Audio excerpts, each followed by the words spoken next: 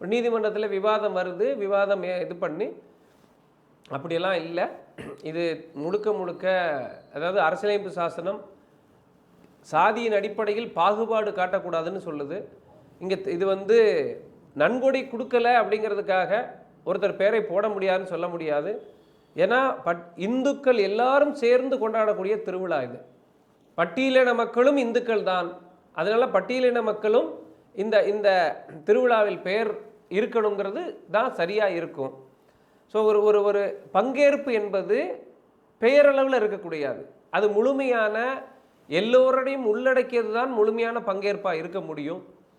அப்படி சூழலில் பட்டியலின மக்கள் பெயரை இந்த அழைப்பதில் சேர்த்துக்கிட்டால் மட்டும் போதுமா, அதுவே நிலையான தீர்வாக இருக்குமா அப்படிங்கிற ஒரு கேள்வியும் நீதிமன்றம் எழுப்பி, அல்ல இது முழுமையான இதாக தீர்வாக இருக்கும்போது சாதி சமய அடிப்படையில் எந்த பெயரும் திருவிழா அழைப்பதில் அரசு தமிழ்நாடு அரசு நடத்தக்கூடிய இந்து சமய அறநிலையத்துறையின் அடிப்படையில் அச்சிடக்கூடிய இந்த திருவிழாவில் எந்த சாதியும் எந்த சமயங்களுடைய பெயர்களும் இடம்பெறக்கூடாது. முழுக்க முழுக்க அமைப்புகள் பேர் மட்டும்தான் இங்கே இருக்கணும் அப்படின்னு சொல்லி ஒரு முற்போக்கான தீர்ப்பை